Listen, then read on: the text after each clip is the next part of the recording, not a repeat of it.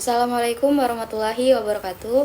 Perkenalkan, nama saya Dwi Nurasya Amalia dengan NIM 2301873 dari kelompok 3. Ingin menjelaskan tugas saya di dalam kelompok ini, yaitu sebagai mencari referensi dari aplikasi yang kami buat. Dari video singkat ini, saya akan menjelaskan 3 jurnal yang menjadi referensi kelompok kami dalam pembuatan aplikasi berbasis Android, yaitu pemesanan makanan di OMA. Penjelasan jurnal pertama yaitu berjudul Rancang Bangun Aplikasi Pemesanan Makanan Berbasis Android yang diterbitkan pada Journal of Information System and Informatics. Jurnal ini membahas tentang perancangan aplikasi pemesanan makanan berbasis Android untuk mempermudah proses pemesanan secara online dan meningkatkan efisien pelayanan. Kemudian kita masuk ke jurnal kedua yang berjudul Pengembangan Aplikasi Pemesanan Makanan Berbasis Android dengan Algoritma Bubble Sort yang diterbitkan pada Jurnal Informatika Teknologi dan Sains. Jurnal ini menjelaskan pengembangan aplikasi Android dengan tambahan algoritma Bubble Sort yang digunakan untuk mengurutkan menu berdasarkan harga atau popularitas agar memudahkan pengguna. Kemudian lanjut ke jurnal ketiga yaitu yang berjudul Perancangan Aplikasi Mobile E-commerce Berbasis Android pada Natasha Boutique yang diterbitkan pada Jurnal Remix.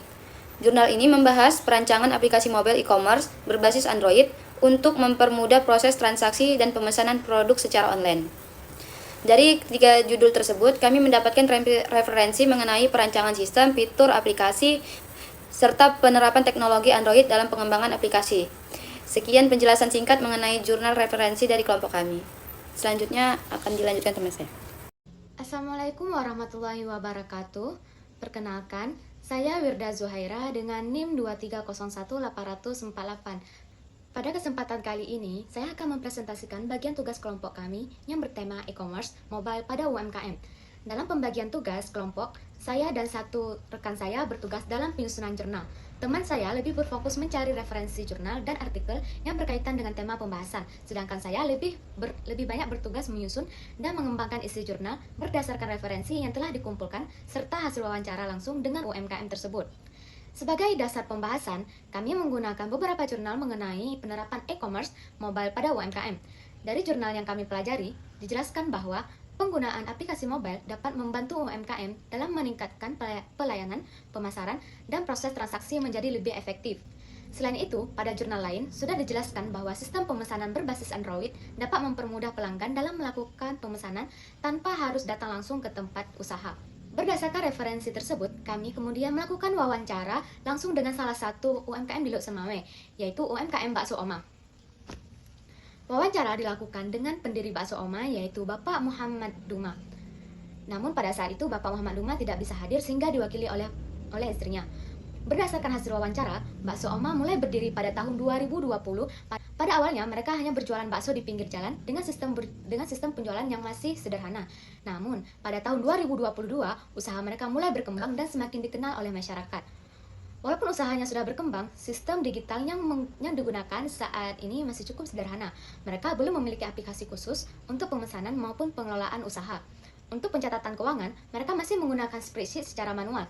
Selain itu, untuk layanan pengantaran pesanan, mereka masih menggunakan ojek pribadi dari kerabat ataupun saudaranya sendiri. Berdasarkan hasil wawancara, alasan mereka masih ragu menggunakan platform digital seperti Grab atau aplikasi sejenis adalah karena adanya biaya tambahan atau potongan tertentu yang dinilai dapat membuat harga menjadi lebih mahal bagi pelanggan. Selain itu, mereka juga merasa sistem yang dikelola sendiri masih lebih mudah dikontrol karena usaha tersebut masih bersifat sederhana dan kekeluargaan.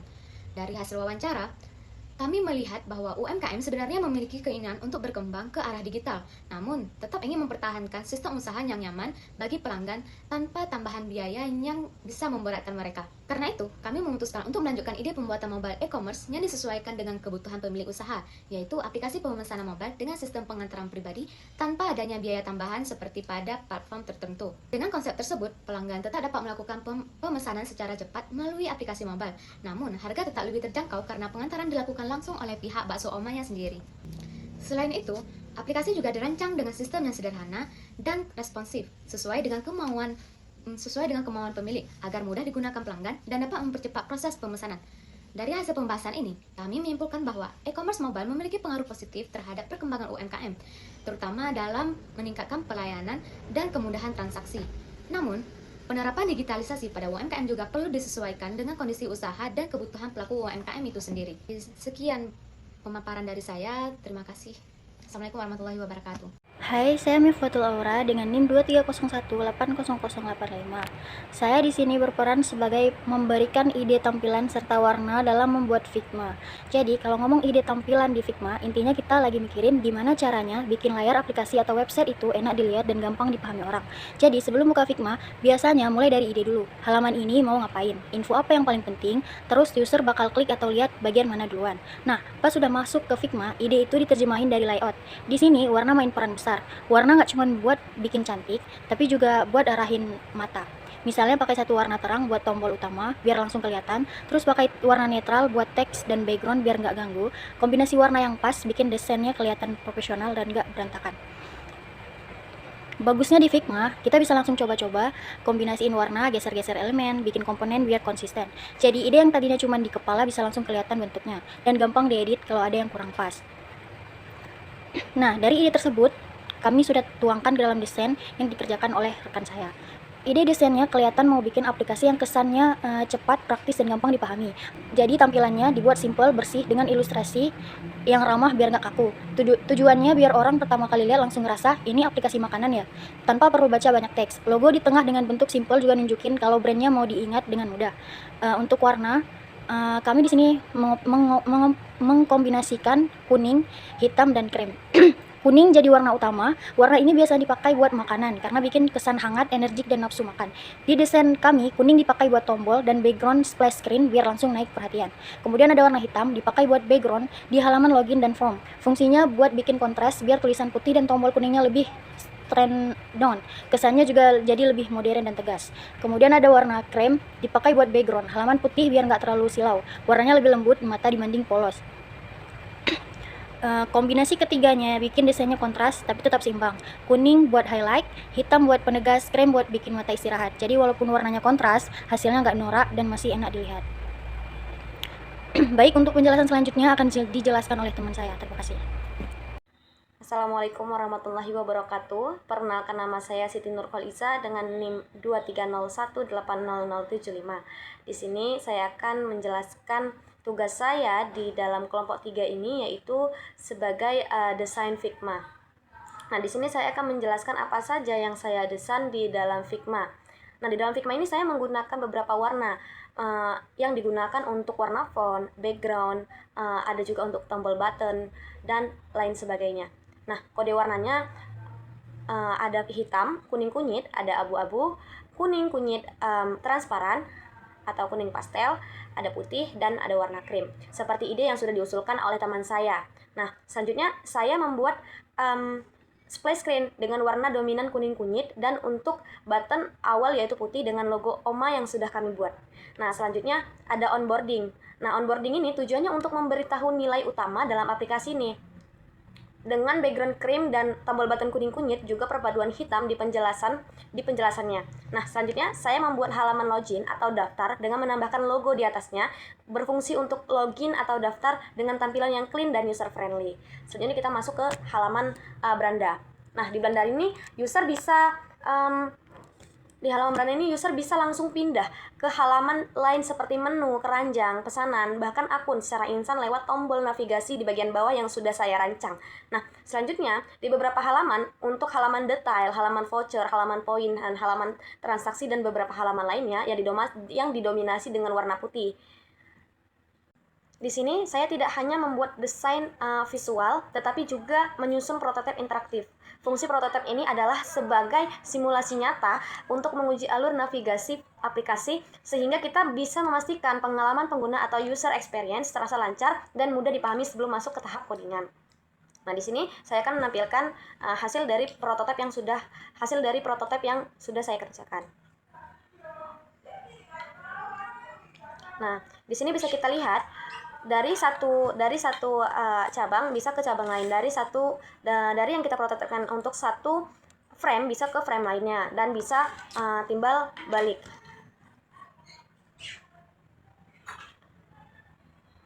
ketika kita mengklik button itu langsung berpindah tempat. Nah, itu yang saya maksud dengan menggunakan prototipe yang interaktif. Nah, di sini saya akan menampilkan hasil dari yang sudah saya kerjakan.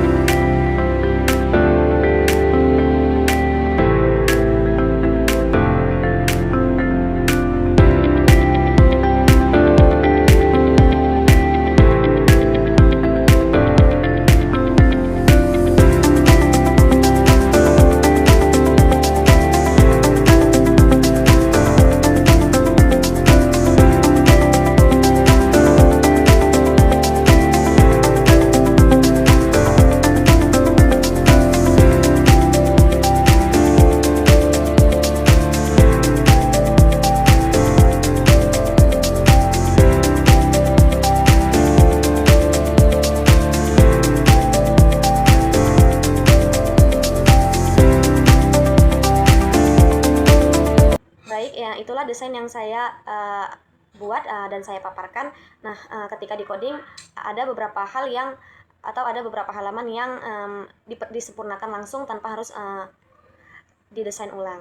Baik, assalamualaikum warahmatullahi wabarakatuh.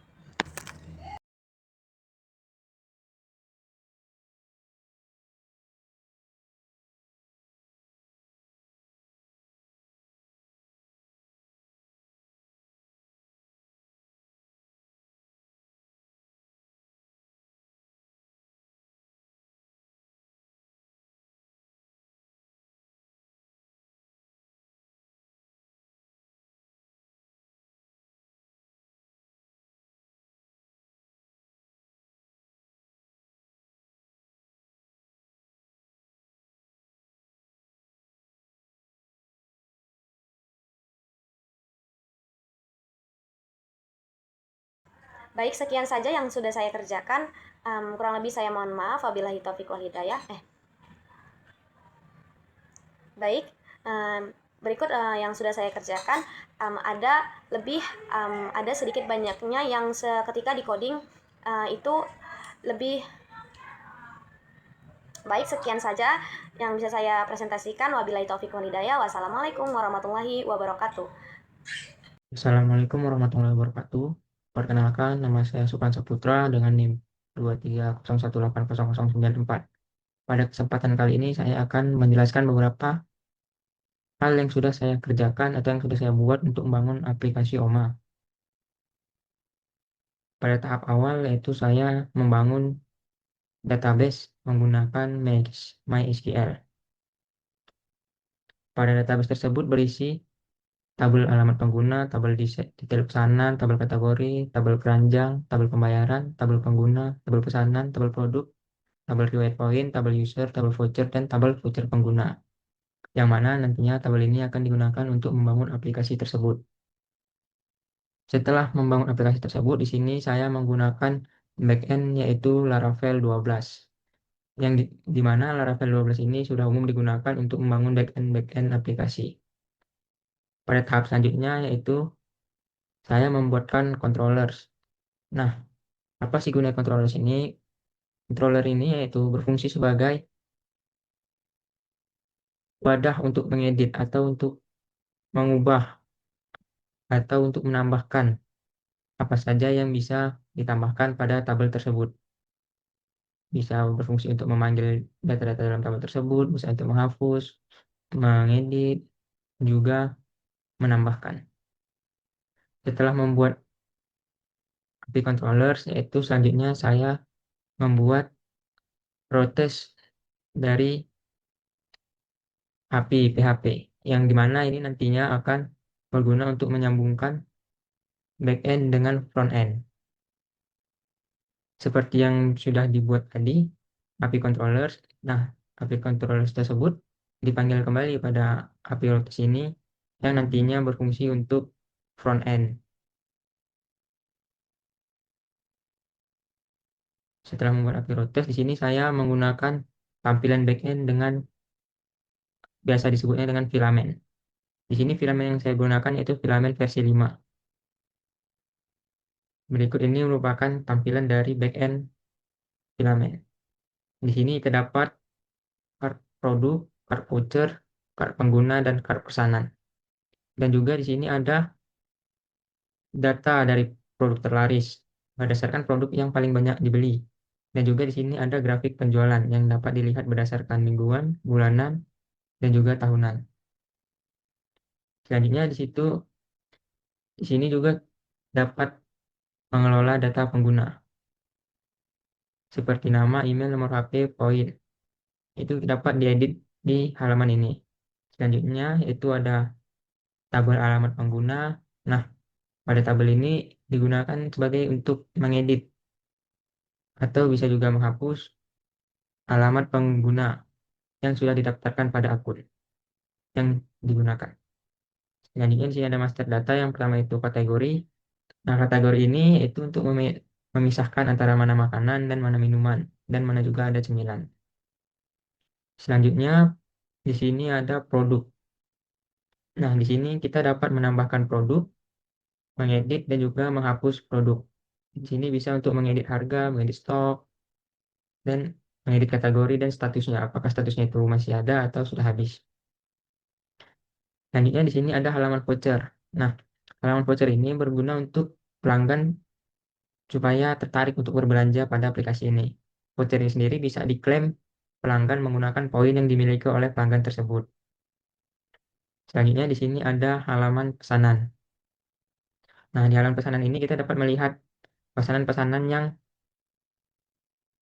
sudah dilakukan oleh pelanggan. Nah, di halaman ini juga kita dapat mengedit status pembayaran dan mengedit status pesanan, apakah dikirim, diproses, atau sudah selesai. Di sini juga kita dapat mengekspor ke Excel dan juga ekspor ke PDF. Yang mana hasil laporannya nanti berguna bagi pemilik UMKM untuk mengelola bisnisnya, melihat apakah ada penurunan atau ada kenaikan pesanan. Selanjutnya saya akan menjelaskan halaman front end. Di front end ini saya menggunakan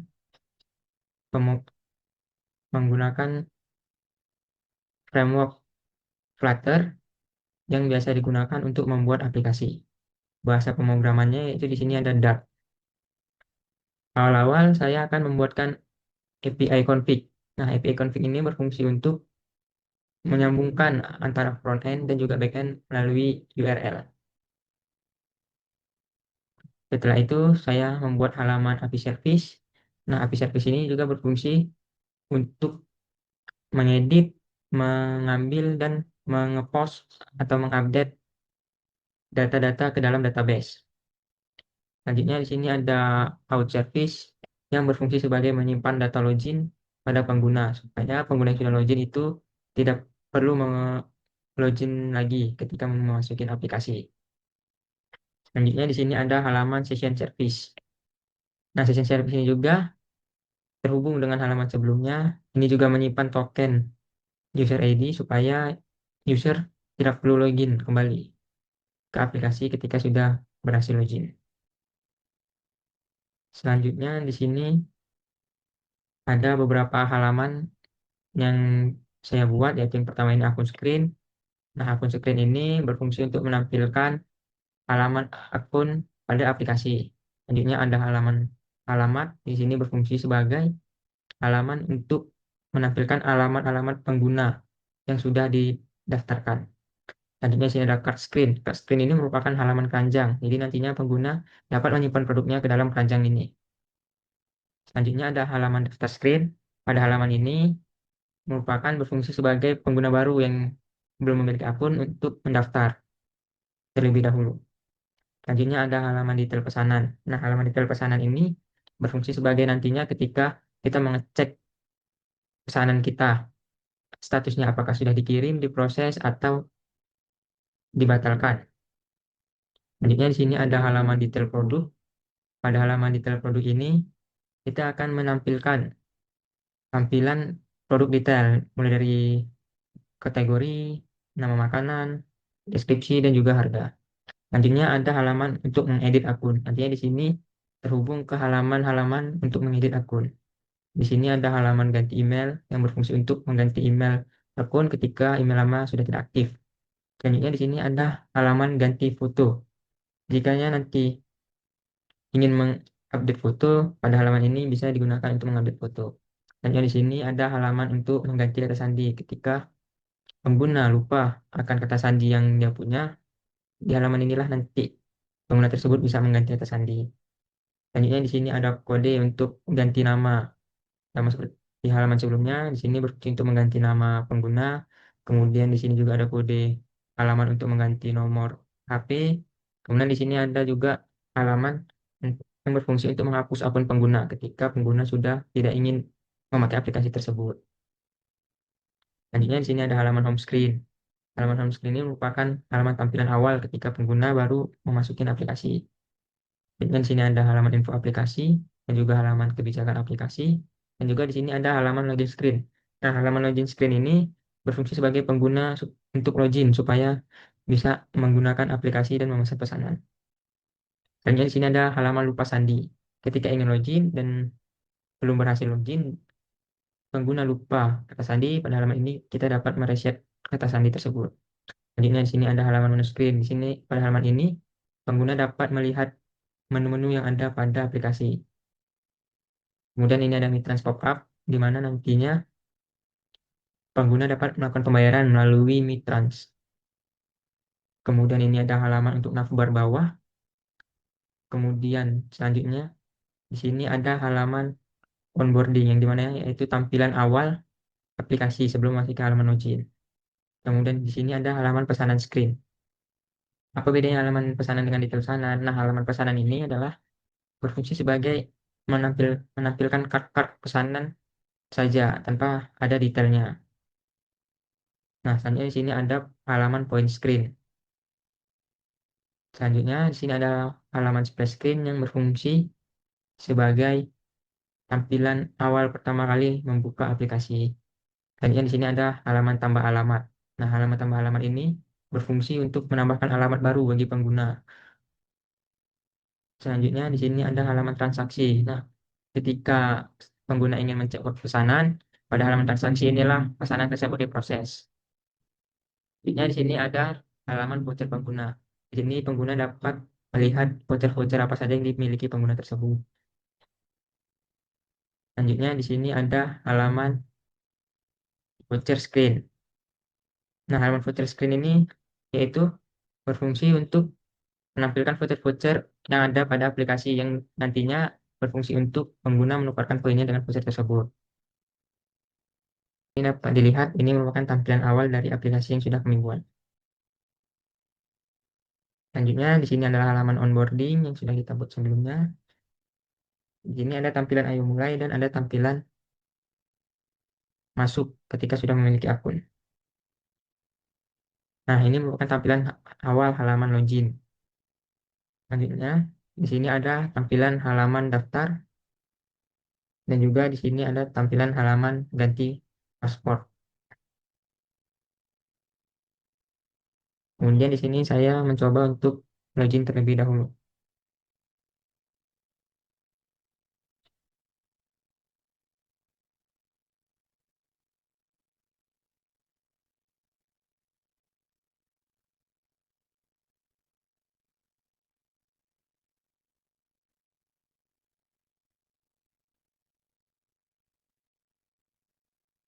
Baik, di sini saya sudah berhasil login dan inilah merupakan tampilan halaman beranda atau halaman home. Di sini terdapat jumlah poin yang dimiliki yaitu 30 dan juga di sini ada halaman menu-menu lainnya. Selanjutnya di sini ada halaman menu yang bisa diakses berdasarkan kategori yang kita pilih. Ini contohnya kategori minuman, yang tampil itu hanya minuman-minuman saja. Selanjutnya, ini dapat kita klik dan tampil halaman detail menu. Pada halaman detail menu ini kita bisa membelinya sekarang atau kita bisa memasukkan keranjang terlebih dahulu. Dan produk ditambahkan ke keranjang.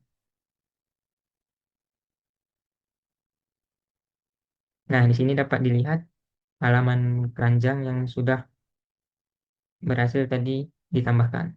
Ini dapat kita centang, kemudian situ ada total, kemudian di sini bisa kita hapus dan kita check out. Misalnya kita check out. Nah, di sini dapat dilihat bahwasannya ada alamat yang sudah didaftarkan oleh pengguna sebelumnya dan ada produk yang dibeli dan di sini ada voucher yang bisa dipilih.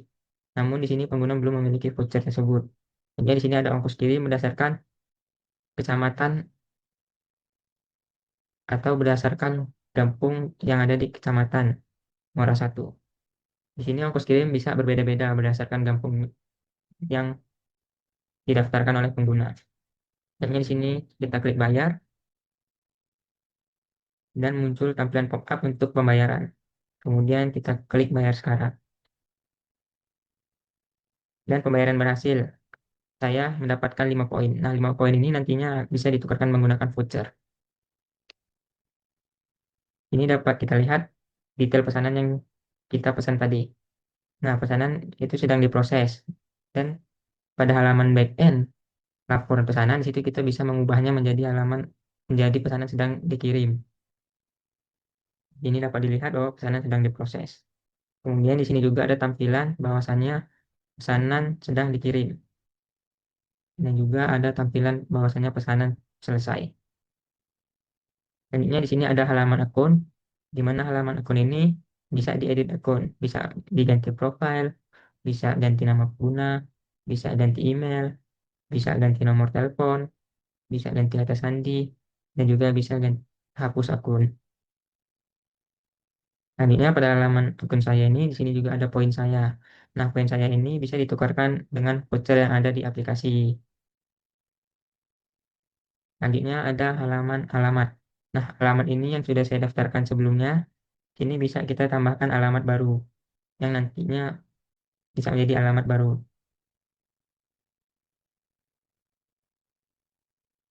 Kemudian di sini dapat keterangan bahwasannya ini merupakan alamat utama dan di sini bisa dihapus. Selanjutnya di sini ada voucher saya. Di sini pengguna belum memiliki voucher. Gunakan kemudian di sini ada halaman pijakan privasi dan juga info aplikasi. Baik, sekian saja yang dapat saya sampaikan. Lebih dan kurangnya saya mohon maaf. Wabillahi taufiq wal hidayah. Audio Jungle.